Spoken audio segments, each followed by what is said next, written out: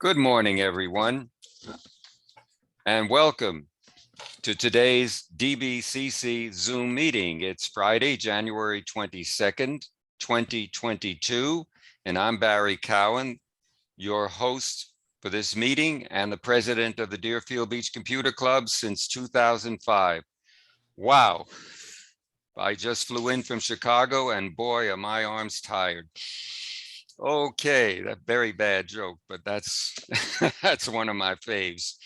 I would like to welcome my co-host today, Carol Friedman, our vice president and resident tech expert,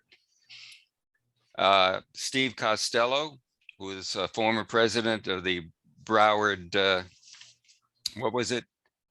The BRCS, and Bob Anstead, our presenter and co-host today, and our special guest co-host, Haley St. John Eyre of the Broward County Library Association, who you will meet very shortly.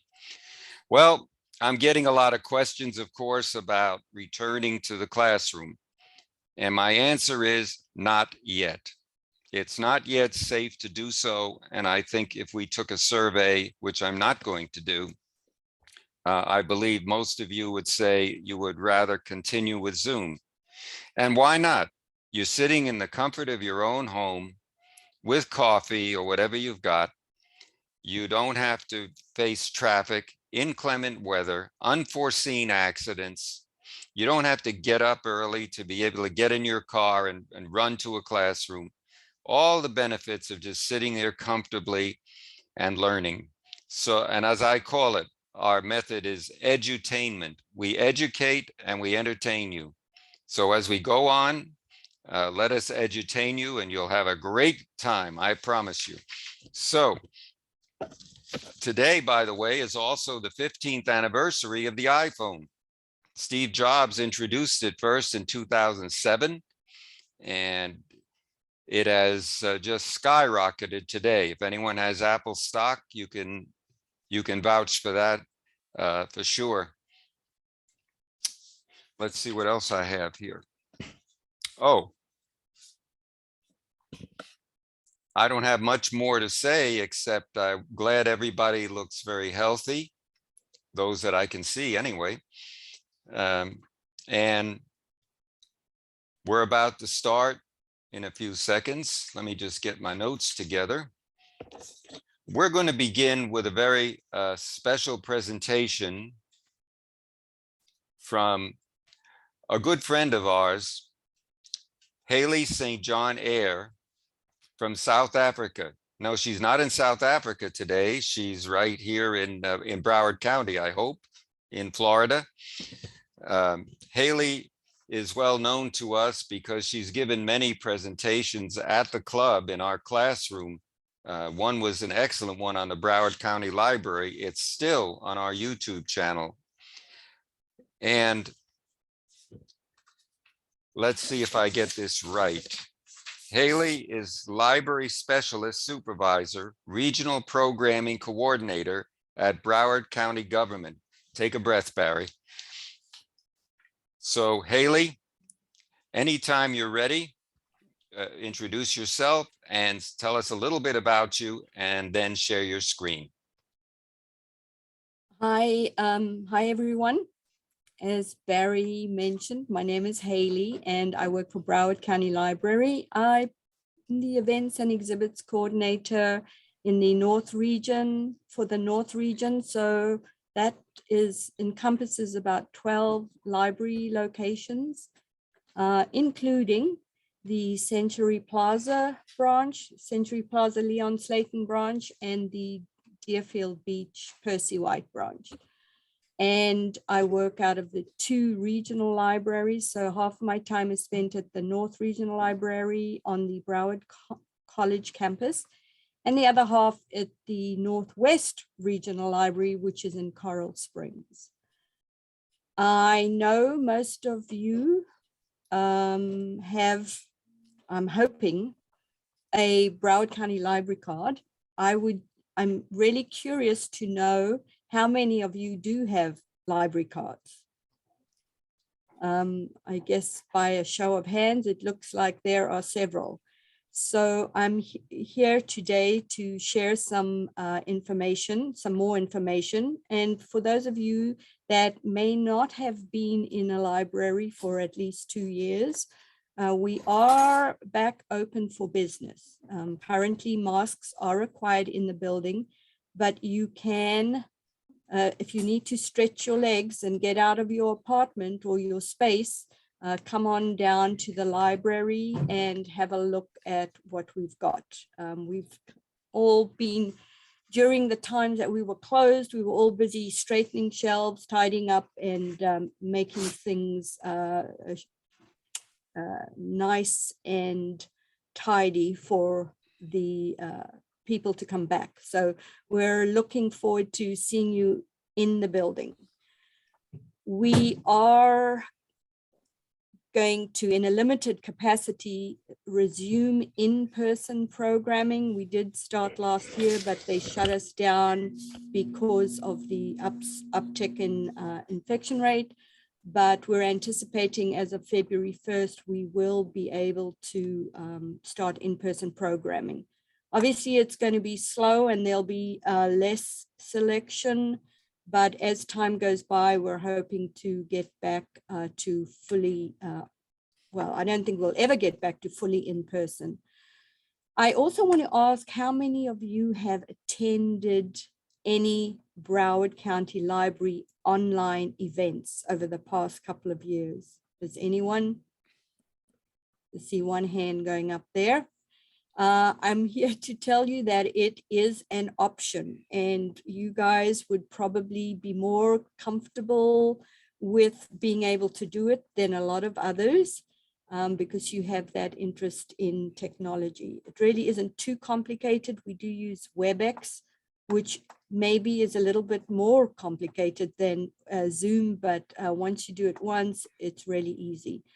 So now I want to share my screen with you. Hold on. There's a little feedback coming through there, so Was that all the time? Just now. that's better, yeah. Okay. Okay, so you should all be seeing the library website. And what I want to draw your attention to today is how you find out what's going on at the library, both in person and online.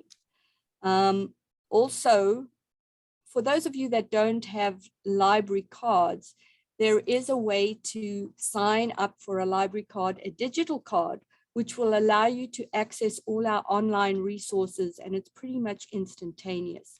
So you would go to this quick link here, get a library card, click on that, apply for an online instant e-card, and it should take you to this form.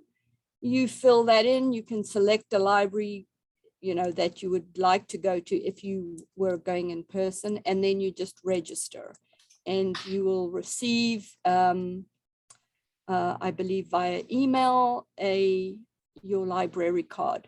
So that's really easy. You can do that from your computer, and this is to be able to access all the resources online, which includes ebooks, e-audiobooks, which is my favorite. You can download them to your phone. You can listen through apps. We've got, we also have Hoopla, which you can stream movies. If you have any streaming services to your TV, you can also stream Hoopla movies, which will give you free, I believe it's 8 movies a month, or any items or resources in Hoopla. Haley, could you Yes. bump up the size of your screen a little? Control, Shift, and plus. Okay, Control, Shift, and plus. That's it. More. Do another one. Mhm. Okay, that's better. Okay.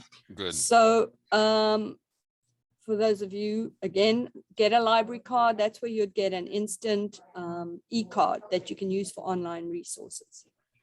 Next, if you want to find out what's happening at the library, you can do the following. On the home page, you will Somebody's find, talking. Mute, please. on the home page, you will find view events, online events, and then happening soon. Now, what's going on here under happening soon is it will list the immediate next 4 events that are going on. And so you see there's this one today and these coming up tomorrow. If you want to see a few more, you can see, this will show you more. Now, if I just go back to that first homepage, if we want to go view events, so if we want to look beyond that, we click on that and then view calendar. So this is the calendar page. You have 2 formats that you can view this in. I prefer the list format, which is this. Some people may prefer this, which I find a little bit too complex for my brain to absorb. So this is calendar view, or this is the list view, and obviously the date. You can select a range of dates. If we just look at today's date, you can also filter. You can filter by location. But if you're interested in including online events, I would not filter by location, because that would sort of eliminate a lot of online events from other locations. But for example, I'll go to event type. You can select event type, and you can also do age group. So I'm going to, for our purposes, just click on adult. So we only see adult programs. And this is what we've got going on today. Now, you'll see it following the title, you'll have either the word online or in person.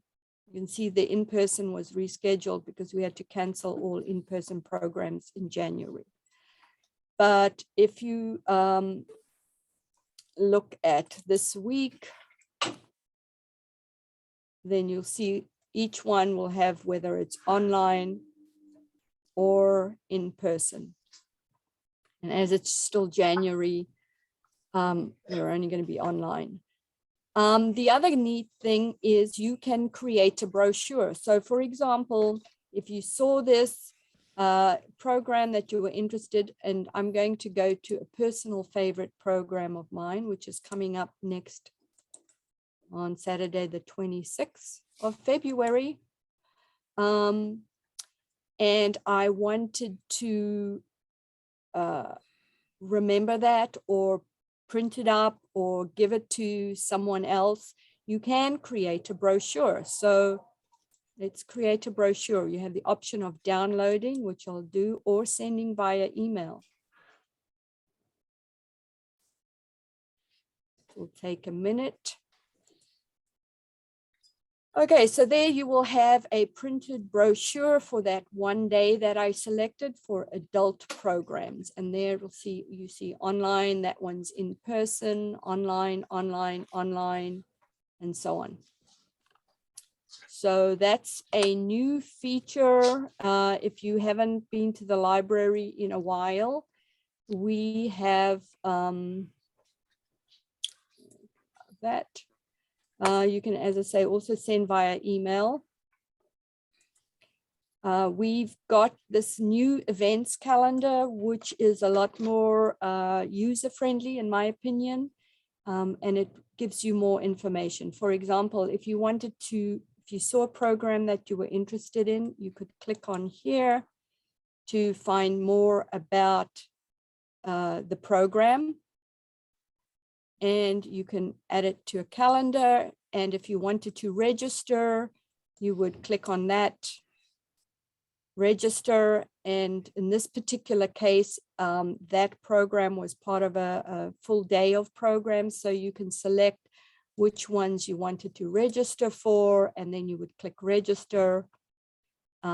This happens to be online, so it would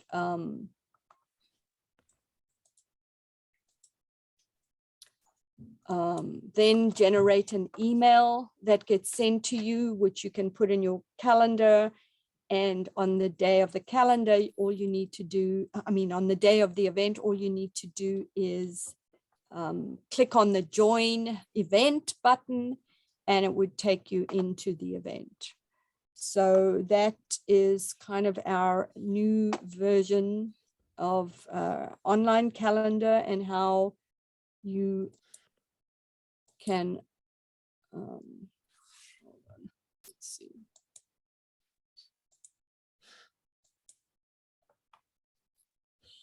Okay, so one other thing I wanted to share with you is the highlights we have here, our YouTube channel. I'm sure these videos won't rival what you guys have, but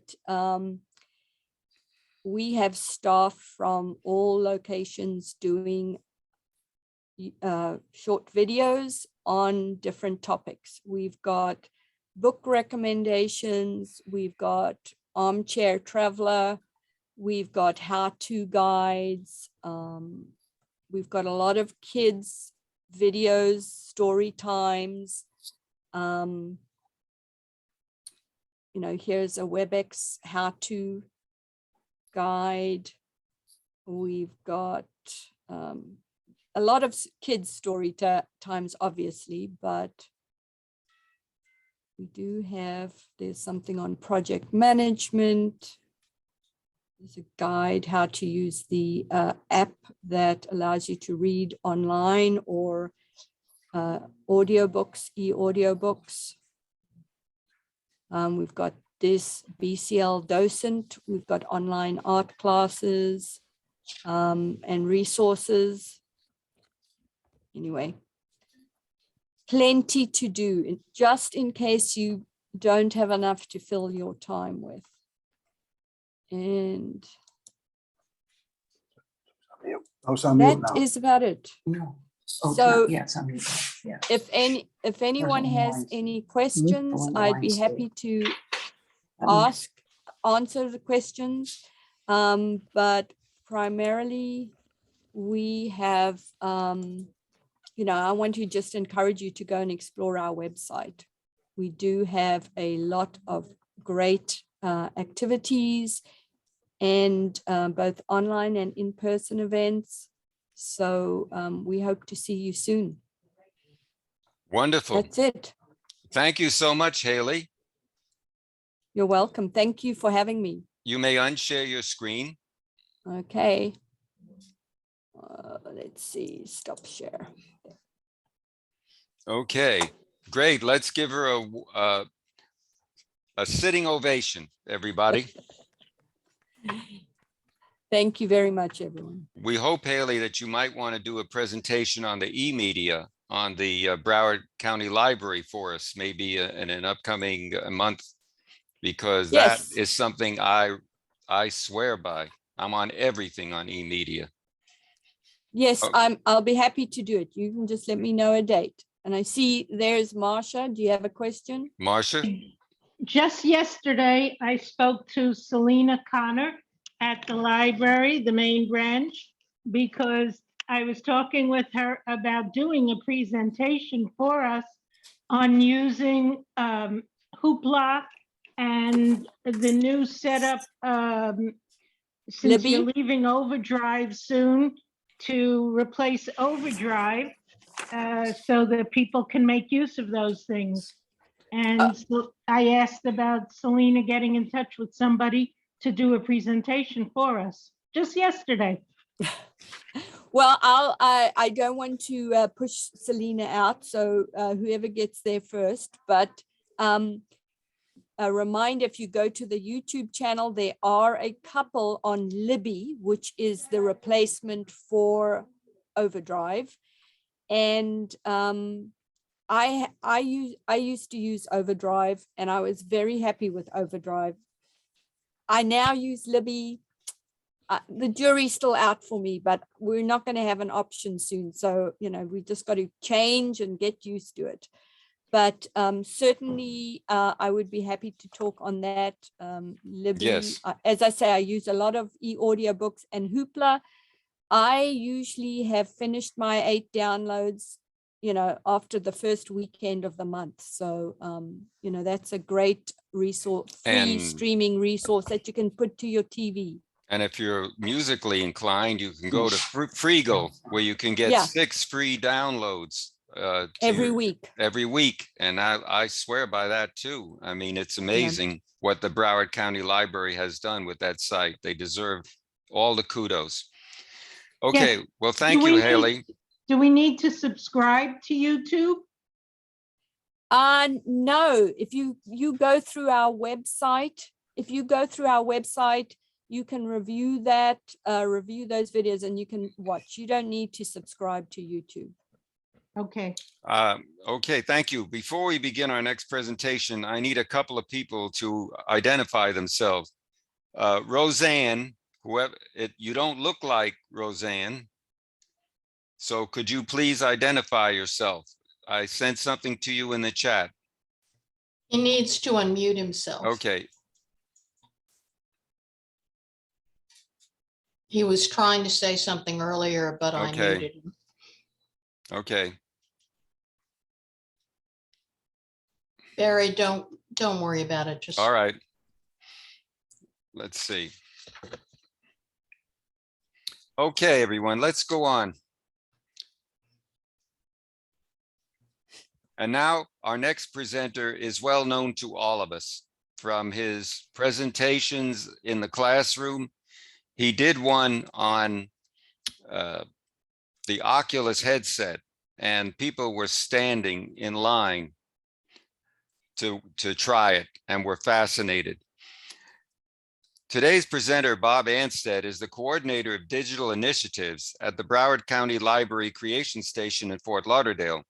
He's in charge of the Creation Station at the main library there, as well as the Creation Station business and other creative spaces around Broward County.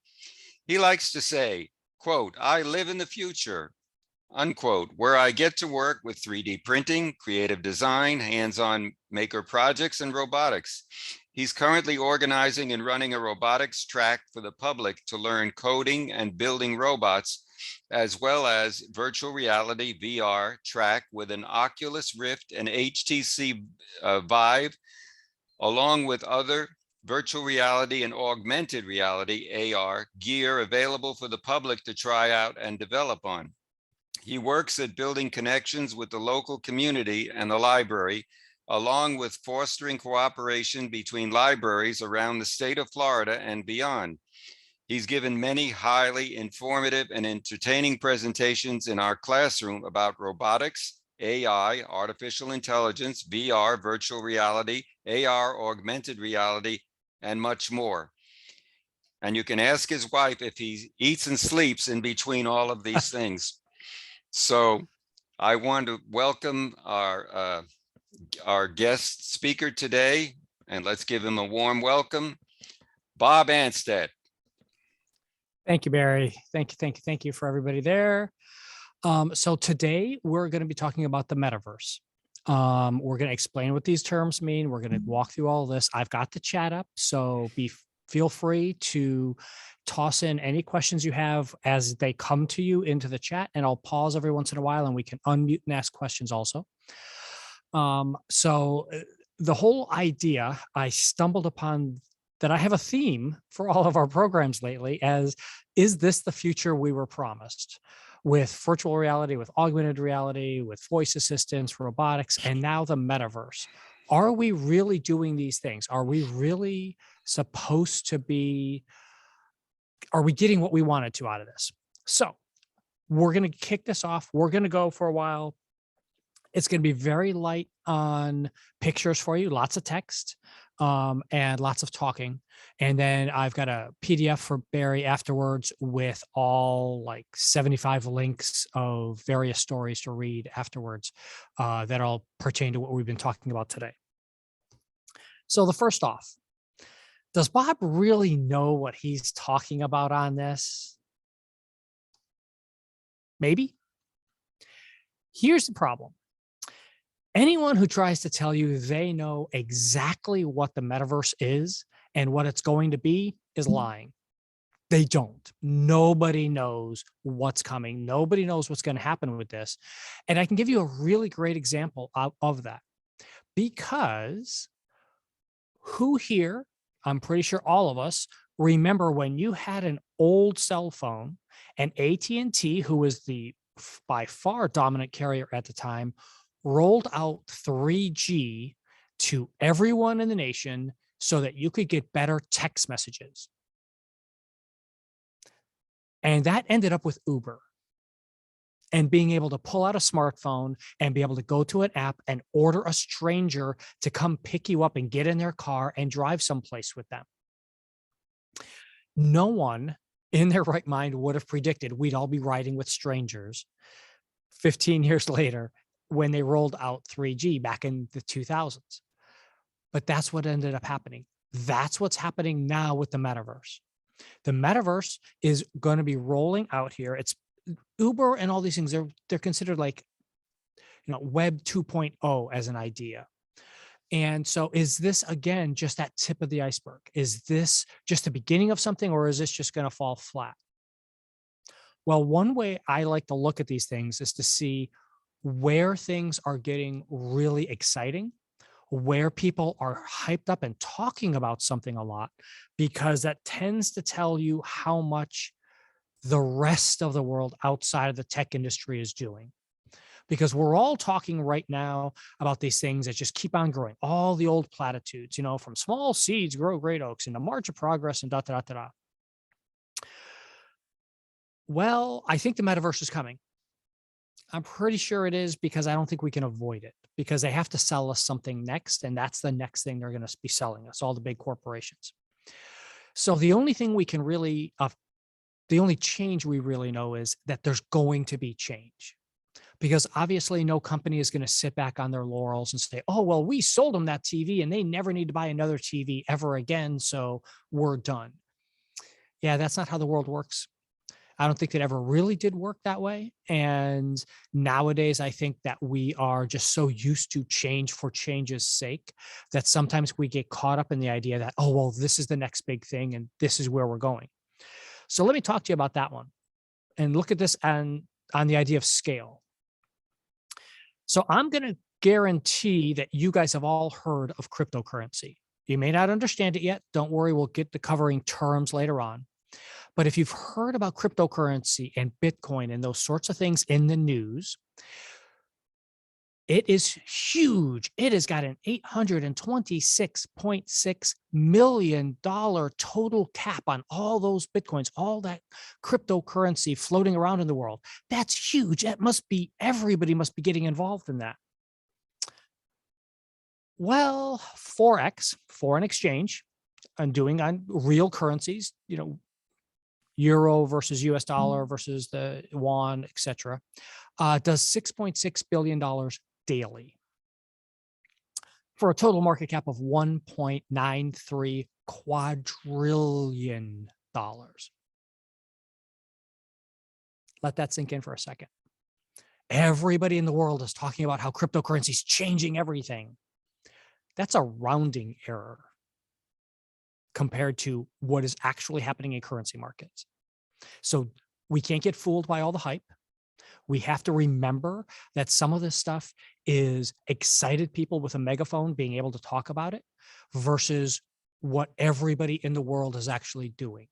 Because everybody out there in the real world, we'll talk about that at the end, everybody out there is doing a massive amount of trading in currency. A tiny blip of that is cryptocurrency. It'll grow bigger, but that'll we see. Global crypto is trading at 1.9 trillion. Somebody typed into the chat, but it's not the total market cap. That's just how much is trading, because the same dollar is getting traded 5 or 6 times at once, rather than for that. But those are, and the links are all in there, so you guys can go back and double check me on my math and all that sort of stuff. And let's look at words. So let's talk about what all these different words are for and what's going on with that. So, and whether anybody knows what these words actually mean or what they're for. So Web 3.0, I casually mentioned at the moment earlier that when we did 3G, we were talking about Web 2.0. And that's when we went to smartphones. That's when we went to things like doing apps on a phone, being able to render video on a phone and such like that. That's Web 2.0. That's what we're all used to right now. Web 3.0 is one way of talking about the metaverse, because we're going to be taking web that we know and build on it. So we're taking Web 2.0 and we're building on top of that and growing that up and building. So if anybody's out there telling you that term Web 3.0, that's why I want you to understand what that is. That's just an alternative way. It's how people had started talking about the metaverse before a company changed their name and started republicizing a science fiction term, the metaverse. We'll talk about Neil Stephenson probably later on too. 5G. So you probably, I hope you've heard about 5G. 5G is the new connectivity network that we're all working on, or will be working on. It is up and running and working. As of Wednesday, it went live in most of the United States. It's been live in Europe for a while. And you probably saw, if you saw my Tech Talk Weekly show, I'll talk about that at the very end of the thing. One of the shows that I talk about. Yesterday, we actually did a story on how the 5G rollout is affecting airports in the United States, and why here in Broward in particular, 5G is not actually very widespread, and that's because of the Fort Lauderdale airport system. But 5G as a connectivity network is what's going to be running the metaverse. Web 3.0 runs on 5G. The reason we need 5G is because it gives you a better, stronger signal. It gives you better throughput, and it gives you a wider band of a signal to be able to connect from anywhere to anywhere. The reason that's important is because 5G is what's going to be using for your car, so your car can talk to other cars on the network to avoid each other, so that you can download and do better quality video or audio and always have an always on connection to be able to connect for all of these new services that they know people are going to work on. At least they're not pretending they know exactly what the people are going to be doing. They just know they need this extra bandwidth. And I casually mentioned there how Europe already rolled out 5G, and the United States is rolling out 5G, and it's different. And yeah, we have 2 different standards of 5G depending upon where you go in the world. And it's different again in the global South, and it's different again in China. And yeah, is this really a metaverse if we all have to live in separate little rooms? We're going to talk about that also too in a little bit. Now let's get on to blockchain.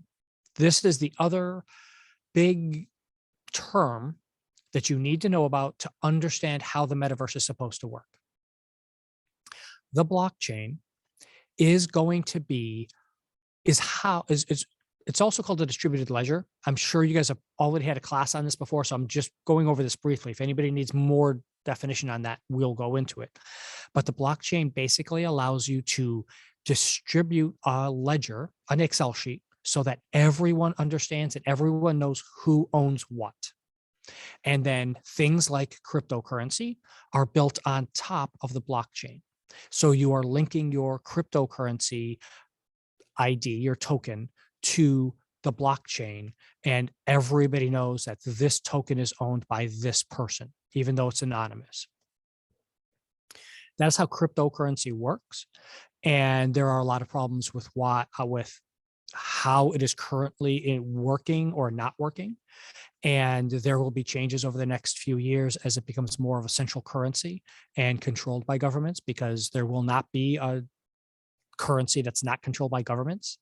That just won't happen. That's a fantasy that some people have, but it will not exist, because picture any country saying, oh no, we don't have to be in control of our own country's currency.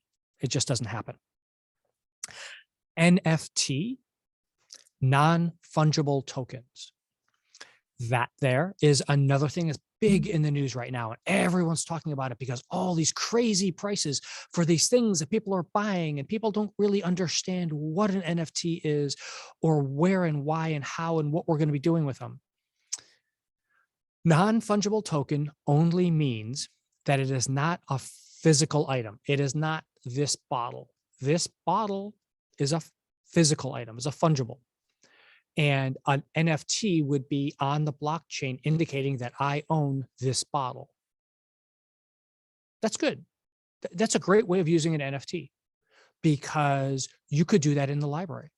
The library could be running a blockchain, and the NFTs are each of the individual books, your library records, and that all runs and it works great. That's a very nice use of blockchain and NFT technology. That's not what's happening in the real world, though. What's happening in the real world is a lot of money laundering with NFTs. People are trying to churn and create money, and it is very much a pyramid scheme. It is very much a whoever gets in first is going to make the money, and the rest of the people are going to lose.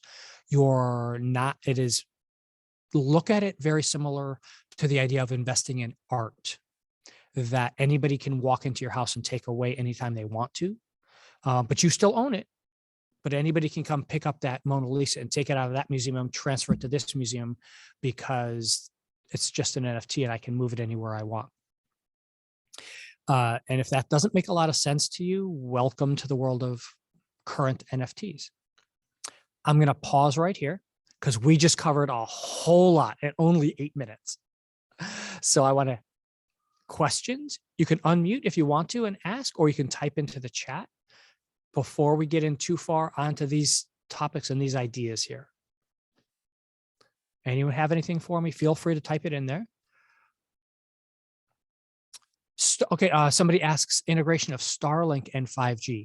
So Starlink is the low Earth orbit satellites that Elon Musk's company SpaceX is launching up, and Starlink is a separate company they are running to provide internet access for remote people on the planet. Starlink is good in the idea and concept. It's horrible in the execution of how it's working. And I don't know how much longer it will actually go. One of the problems with this is twofold. One, that Starlink having low Earth satellites that are uncontrolled, that one company is in control of and doing stuff with, without any other coordination, is a bad thing. You've got a lot of stuff from astronomers right now that are having problems. Most land-based telescopes now are getting at least 10 to 20 streaks from Starlink satellites going across their imaging. So it is a bad thing for those. And there's also the problem of change. And what happens when the Starlinks are not the best way to get internet out to remote areas, and or it's just not profitable for the Starlink company to keep running without support from SpaceX, etc., and they just turn it off. And I got a question about whether for all of this stuff, for the AR, VR, all these things we're going to cover in just a minute, require wide bandwidth stuff, which is how much you're using, how much you're dragging down from the internet and sharing back and forth. Century Village East is using coax and for TV and Wi-Fi, and is considering, and they should have already upgraded to fiber, in my opinion. So yes, upgrading to fiber is a definite thing. My community over in Coral Springs, we have fiber to the house. We've had fiber to the house for about 20 years. It was new construction back then 20 years ago, and they built the fiber, even though they didn't turn it on for another 5 to 6 years after that. But I have fiber directly to the house. You need to do that. If you can afford it, and we're going to talk about that at the end also, that ability to get in, that ability to connect is what's going to control how much of the metaverse you are part of. Some people are going to be extremely involved, and some people are going to be involved on the periphery. And it's going to depend on your connection. And we're going to cover part of that later on too. But I agree, everybody needs to move to fiber. It's not a question of if, it's a question of when. Coax just cannot handle it. Period. Bob, Yes. I understand that NFTs can be used to buy and sell digital artwork. Are you familiar with that? Yeah. So what that is, an NFT is non-fungible token. So that is digital artwork. So if I took a picture of Barry and I posted it online, how an NFT works is I go to a company that makes them. I take my picture of Barry, I pay to upload that picture of Barry onto that individual blockchain. Currently, Ethereum is the blockchain that most people are using. And then you can have that NFT there on the blockchain, and now I can sell it.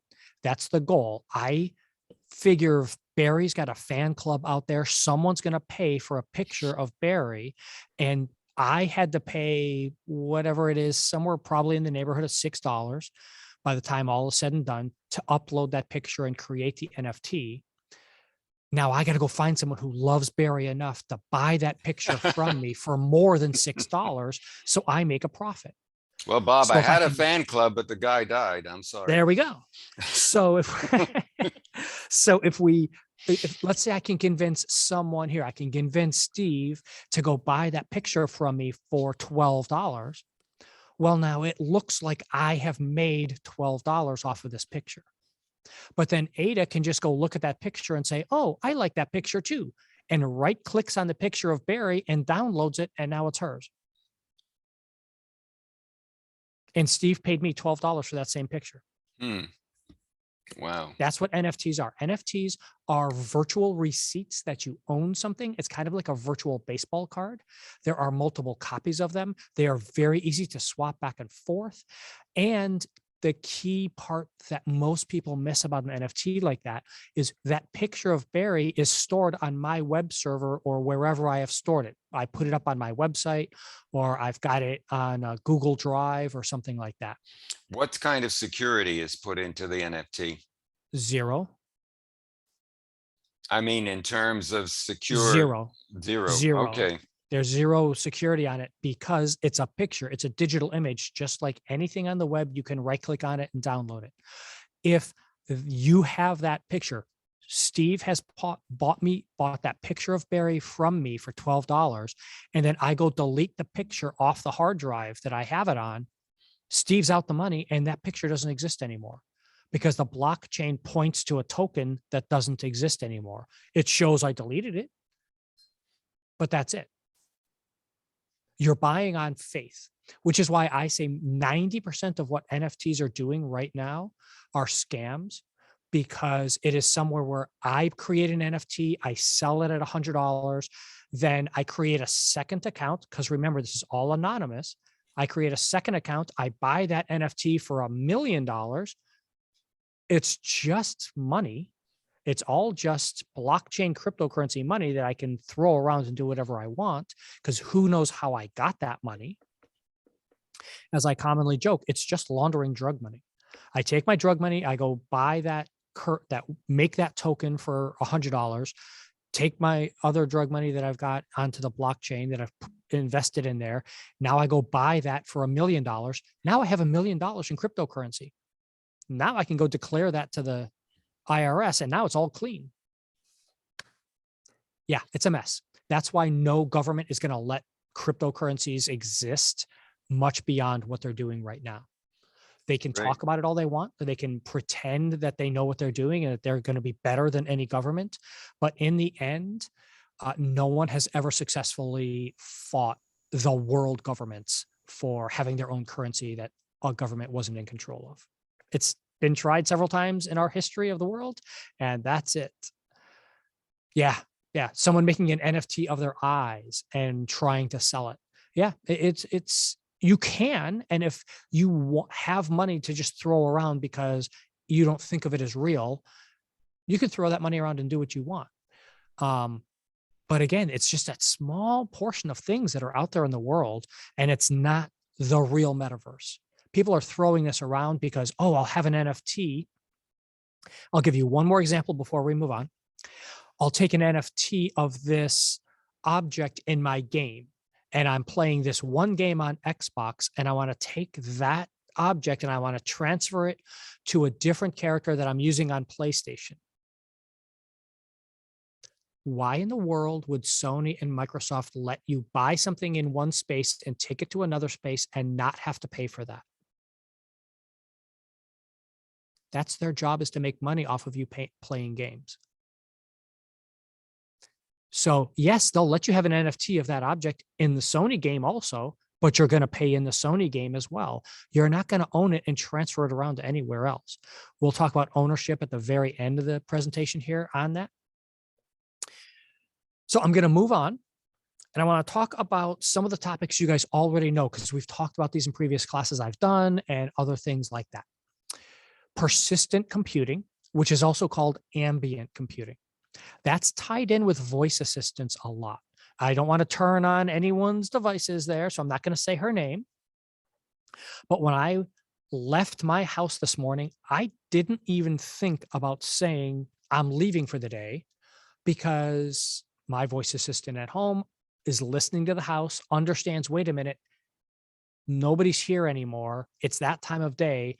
And she automatically turned on my alarm system for me, automatically started the vacuum cleaner for me. When I get home this afternoon, I will walk in, I'll say that I'm home, and she will automatically turn on a light for me. I will walk and do whatever I want and throw out my questions for the day. I will get my answers. That is what persistent or ambient computing is, when you can just interact and do that. Now, we have a lot of that right now with our screens, with our phones that we carry around with us, and that's going to get even more and more advanced. And eventually we will all have glasses. My belief, I think I'm about 80% right, we will all have glasses one day, because that's going to be how we interact with as a screen instead of looking at a phone or whatever. We'll carry small computers with us to power and do all those things to make the glasses as light as possible. And then everything will be on our glasses, the screens on our glasses, is my guess on that.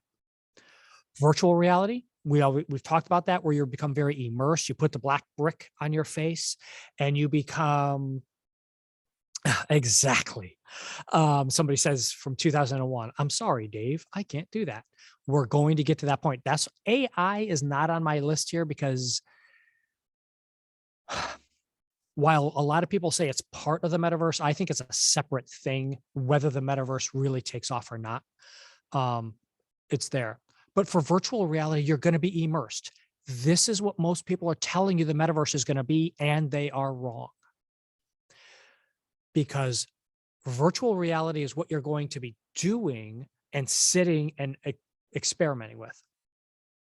You're going to take time to sit down and become immersed and go to a museum or do whatever when you're in a solitary spot, or when you want to interact with others that are not near you physically. You're going to be using virtual reality.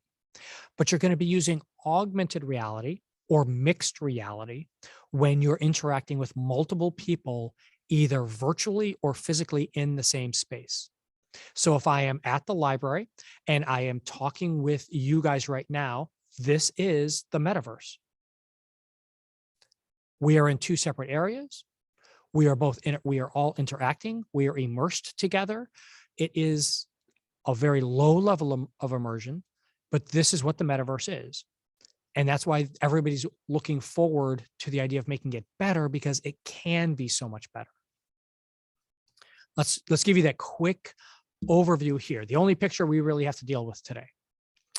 Immersive media, meaning it is something that you are immersed in, it is interactive, it is a simulated environment, or it is content on top of your existing environment in AR. And it is something that is in the first person. That's a key part of all this.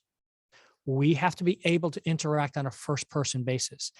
If you're at a movie theater watching a movie, that is not immersive because you're not interacting. It's not a one-on-one. But if I can interact with you, I can sit there. Donald and I can sit in our own respective apartments and watch the same movie at the same time and discuss with each other about what's going on. And I can, give him a quick slap because he's chewing too loudly. Then that's great. That's immersive. That works for us. And that shows us exactly what's going on. And that's what the metaverse idea is. That's what I want you to take away from this talk. The metaverse is persistent and immersive, and it's experienced in the first person by large groups of simultaneous people. This would be if we were all in VR together right now, just with our VR headsets on, watching each other as I'm talking, that would be the metaverse.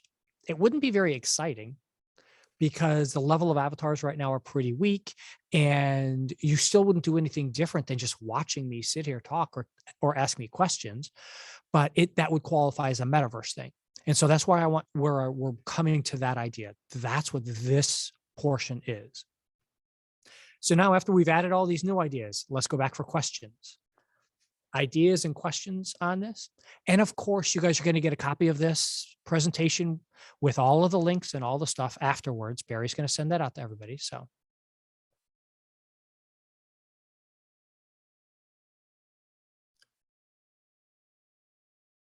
Actually, Bob, I want to say something. Ask. I think that part of the challenge I'm having is that Facebook has really done this whole topic a huge disservice, because by making it their name, they've linked the concept of what a metaverse is to something like social media.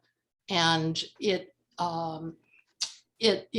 makes all of the things that you're talking about, I have to keep jiggering my brain to get it to go, oh no, wait, it's so much more. Yeah, exactly. And you hit me on the very next slide. That's what we're going to be talking about is these various companies and why are they doing whatever here. And Steve brings up the idea in chat about talking Second Life. Yes, Second Life is the metaverse. That's like Metaverse 1.0 if you want to consider it. And they actually brought back some of the original founders of Second Life, because Second Life's been running along just fine in the background of this for the last couple decades. We And if don't you ever know what created a Second Second Life Life- is.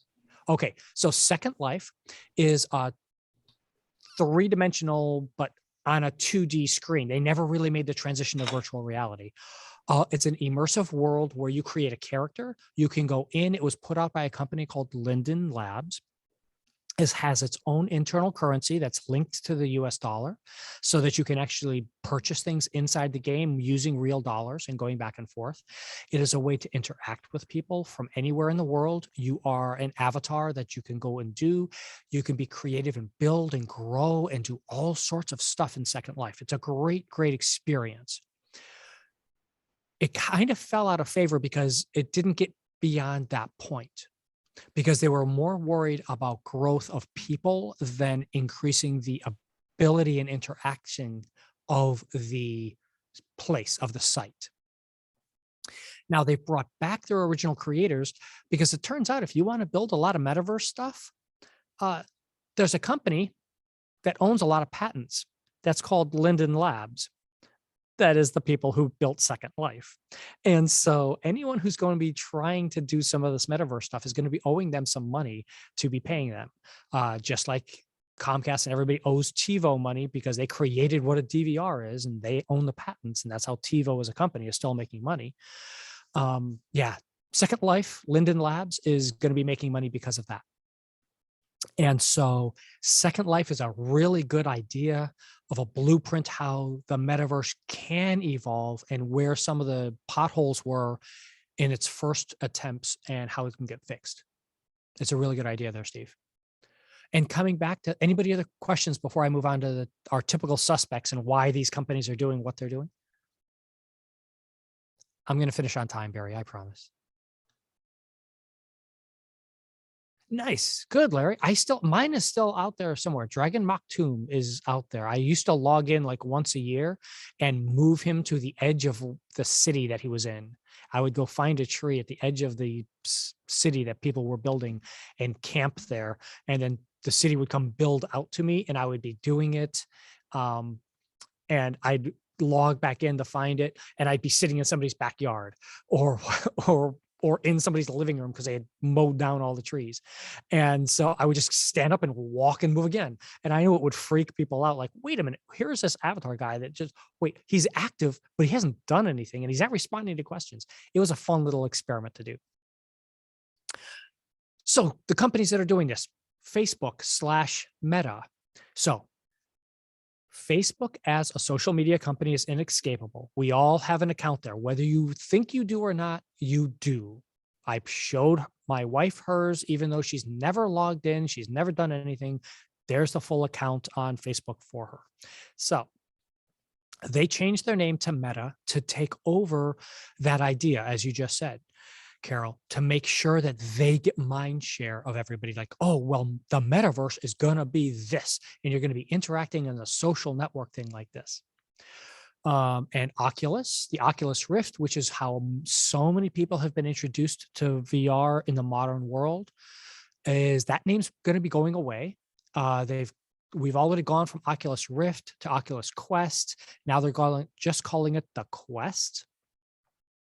And the next versions that are going to come out next year are going to, at least they're saying in 2023, that there's going to be these things. One issue with this is privacy. We'll cover that again in a minute. And who owns that? We'll cover that again in a minute. But I will say virtual reality right now in the libraries is staying for the next year. So you'll be able to come to a library, see how the VR works. If you haven't already, I can come to you and we can make this work and show off. I'm doing this tomorrow for the city of Fort Lauderdale at Carter Park. We're doing a VR demonstration. But next spring, that might go away because Facebook is going to require you to log in with a Facebook ID starting January of 2023. No ifs, ands, or buts. And you will log in and do it. Or you can do it without a Facebook ID and then pay extra money for the device. So we currently know that Facebook is willing to pay for your privacy $600. You are worth $600 to Facebook because if they let you have a device that doesn't track you, you have to pay $600 extra for it. Microsoft has been a quiet company. Microsoft has been sitting in the background, building and doing and running cloud networks, and they're just part of our lives as we don't even realize we're using PowerPoint as part of Microsoft. It's PowerPoint, that's what we do. Until last week when everybody got kind of a jolt and they bought Activision Blizzard. And I know you might have seen that news story and you're questioning, why do I care about them buying a game company? I don't play any games by Activision. I don't play anything by Blizzard. I don't play World of Warcraft. I don't do these sorts of things. But I know I got some background in just a second here. It's going away.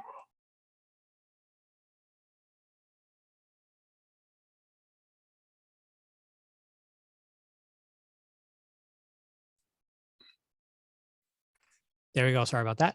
Building announcements going on in my background. They bought out this game studio and you're like, okay, fine. So I don't want to play World of Warcraft or Microsoft's going to own my World of Warcraft stuff. Well, if you really dig into that, they own 37 different game studios, but with this purchase, including things like Candy Crush and simple games like that for your phone. Microsoft's going to own all of that. So Microsoft's idea for the metaverse apparently is going to be, you're going to want to be here and be entertained, and they're going to give you the entertainment. And Microsoft already has an agreement with Sony. I mentioned, why would Sony and Microsoft play with NFTs? Because they won't. They're already working together on individual games that they're in control of, unlike an NFT that they can't control. You can go and buy a Microsoft NFT thing for your game that you will then be able to take and transfer to a Sony NFT, because those are both certified and sanctioned, and you'll be able to use those. That's what Microsoft's doing. That's what Sony's doing. That's where we're getting to. Now, we also have some other companies, though. Google. Everybody remembers Google out there. They're still in the background hoovering up everybody's information. They don't have a device. They don't have a thing going out there. They're trying to become part of the ambient computing, though, and part of the Matter network. That's a whole nother class. But Matter is the way all these devices talk to each other. And so Amazon, Apple, and Google have put together a nice consortium along with Microsoft, and they're going to be building all the stuff in the background. And Google's just going to be sitting background, gathering up information about us so they can sell us advertising.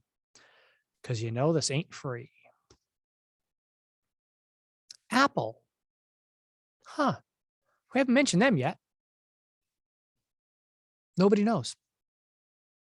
They're trying to be tight-lipped. They're trying to say no, that they're not interested in this stuff. There has been persistent rumors are coming out with an AR headset, an augmented reality headset. And that headset's going to be something that you're going to be using. And Apple says, yes, we're actually going to come out with that headset. And no, it's not part of the metaverse. And we don't believe in the metaverse. Yeah, right. Just like Apple didn't believe anybody needed a smartphone when the BlackBerry came out, and when Nokia came out with their phones, and then all of a sudden, bam, they dropped the iPhone, and now they are the dominant player. Everybody kind of suspects that's what Apple's trying to pull off this time. But everybody knows, and everyone's trying to be part of the metaverse. And if you wait too late, you won't be able to have a space. Someone's going to build those on-ramps to the metaverse. And if you're not part of it now, and you're not working on that now and thinking about it, then you're going to be left behind. And we mean that for everybody. And so you're saying, wait, I don't want to do this. This is way more complicated than I wanted it to be. I didn't want it to be immersive like this. I wanted it to be where I could sit with my friends and watch movies. I don't want them tracking every single bit of everything I do. But sorry, it's just not possible. You're going to be part of the metaverse. You don't have an option to it because it's going to be there. Just like you didn't have an option to join Web 2.0, it just happened. The metaverse is just going to happen. We're all going to be part of it. We're all going to be doing things. It's just a fad. It's going to go away on its own, right? Just like that internet thing. Yeah, all the kids are into it now, but that, they're going to get tired of that soon. I'll wait to learn about the internet because it's just going to go away eventually here. So thank you for being here for this brief introduction part of the metaverse, but we're going to get to that in just a moment because I want to stop here again to go over questions and ideas as we start to talk about who is going to be participating in this. You can unmute and ask. You can type into the chat. You can raise your hand.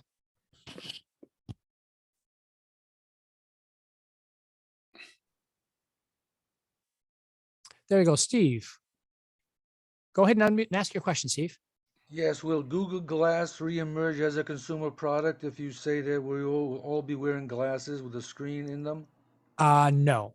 Google Glass as itself, no, but something similar to that idea. I have, in fact, right now with me for my event tomorrow, I'm going to be bringing the Magic Leap 1. I have HoloLens 2 that I'm not going to show that off tomorrow. So those are examples of the power that you need to really be able to be immersive. And those devices are it's like comparing key lime to a pineapple, to give you something you can put in your hand. A HoloLens, a Magic Leap, or like carrying that pineapple around, where Google Glass was the lime, you get very different results from both things. Sure, they're both kind of fruits, but they're very different ideas. You can't make those So, Google glasses bigger though. I mean, it has to be in that confined space. So couldn't they just, do something to make it more, immersible? well, that's the problem. The way it is envisioned currently and how they're actually using it, because Google Glass is still around and being used in various environments right now in enterprise warehousing and stuff like that. It's just not immersible enough and long lasting enough to make it happen.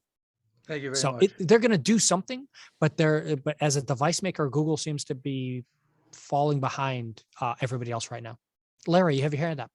Yeah, how long do you think it'll be before we have a holographic projection rather than flat screen 2D or Oculus type Well, you have that 3D? now. You have that now if you have the correct AR headsets.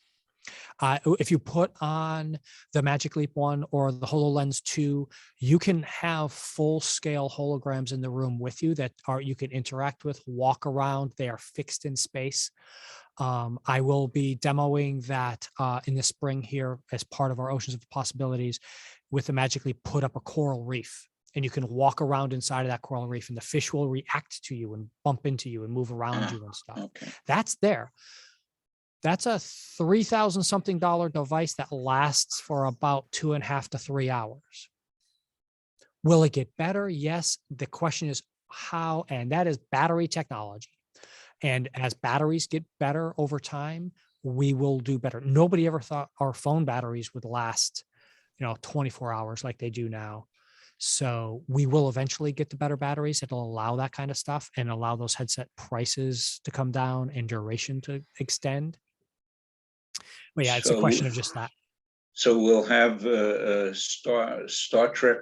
I don't know if it's Oh Star yeah, Trek easy. or Star Wars. Yeah. The holodeck. Yeah. The holodeck idea is usable. I actually have a meeting on Tuesday with the University of Arizona for hologram filming, where they have a full setup, and I'm going to see if we can coordinate with them and using it or build my own, that you walk into a stage and it films you, and you can do live holograms from it. Yeah.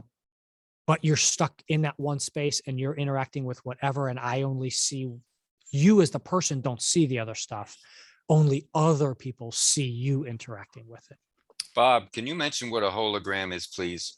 Sure. So a hologram is a 3D object that is there and visible in a space, in a fixed space that you can interact with and you can control. By control, I mean you can decide when it is there, when it's not. If it is persistent, then it becomes something more than a hologram. And that is what a lot of companies are working on, is making persistent holograms. So we don't have a good term for that yet. But so that when anybody walks by the front of Starbucks, they see the hologram of the barista standing in front of the store, welcoming them in, no matter what device you're using. And that we haven't crossed that bridge yet. But for the most part, any hologram is that, and you can do it on your phone. A lot of it is considered augmented reality. And we talk about that in that class. I'm going to do another one of those for you later on in the spring, maybe, Barry. Okay, would you like to talk about your podcast and how people can access it? Yeah, I will in just a moment. I'm Okay. going to cover a couple of more slides here real quick for everybody. Okay. And then we're going to get into, I'll cover that last bit there. But who's going to be participating in the metaverse? Everyone is. Sure, right. If you have the connectivity. We mentioned that earlier. Do you have 5G? Do you have that ability to connect and get that information down? Do you have the fiber at your house to be able to get all this information to your house? And we're talking about the United States. Let's look at the global South. Let's look at China. Let's look at Africa, etc. What are we going to be doing with those people to get them part of this? Something I used to tease in my classes, and again, this is a question of scale. Who here knows when the last house in the United States was hooked up for phone service? Pick a year. Type it into the chat for me. What year do you think that was?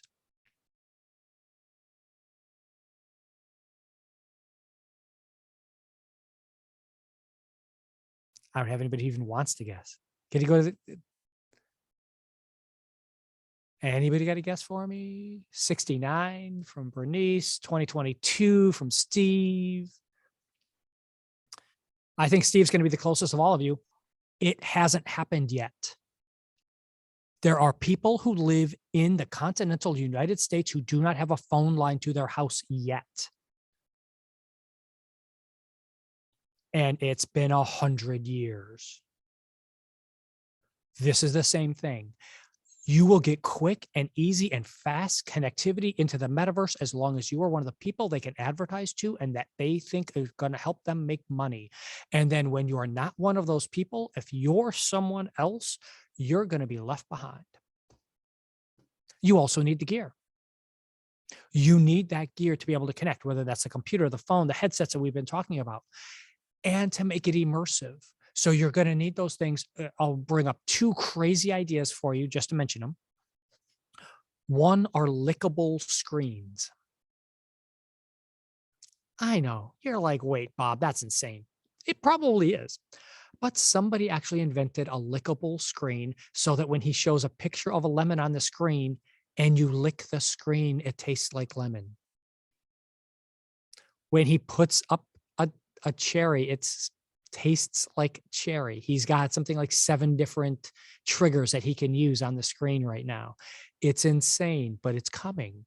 It's something that somebody did. I don't want to lick your screen. I'm sorry, but hey, people are out there. Or there's a vest. They've got it in production mode now. They're making it on a case-by-case basis. It's got 36 different pressure points on it. It is more of a jacket or a shirt than a vest, but they call it a vest. And it simulates touch and action to your body. So if you're in some kind of war game kind of thing, and you feel the thump as you get hit, or a boxing thing where they're boxing you or whatever. Or if you're going to be doing more adult, intimate activities, and you can feel that other avatar there stroking you and touching you and doing these things.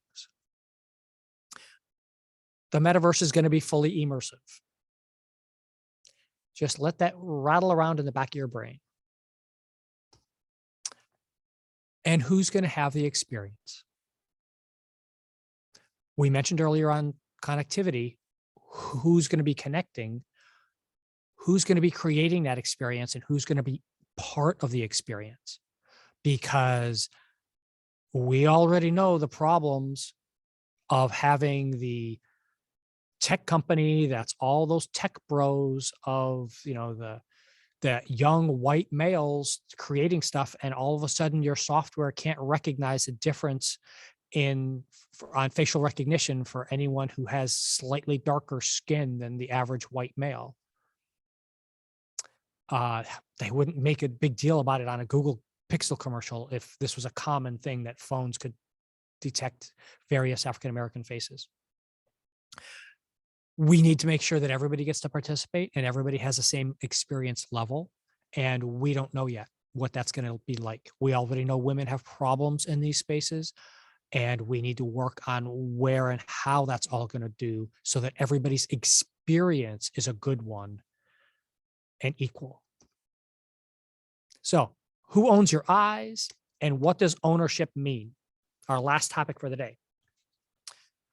What does ownership mean in a world of NFTs and blockchain? And I mean, do I own this bottle? Yes, as long as it's in my hand, I own this bottle, and that's great. But in a metaverse way, what does that mean? It's a digital bottle.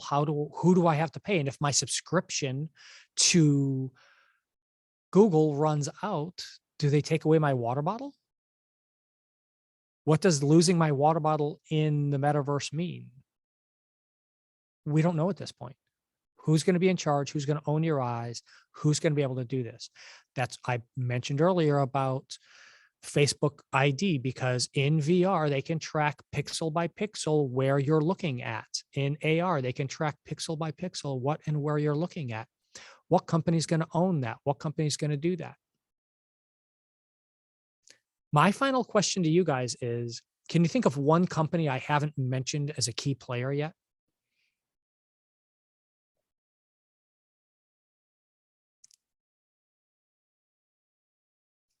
I casually mentioned their name once when we were talking about ambient computing.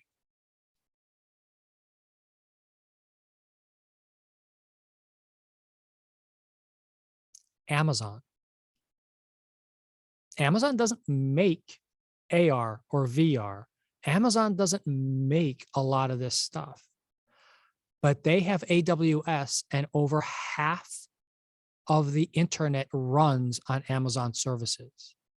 And if you want to play, you're going to be paying Amazon to get your stuff on to the metaverse, onto 5G connectivity, and getting all that stuff working.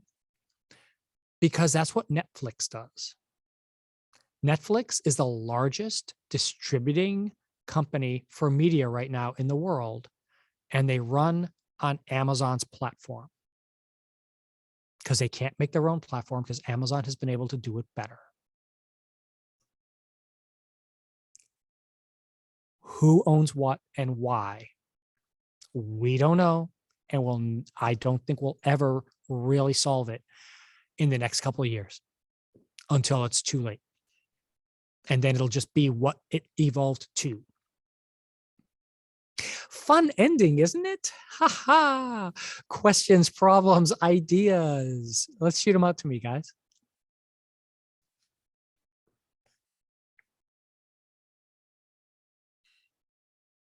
You can always raise your hand. You can always just type in the chat. Steve, go ahead.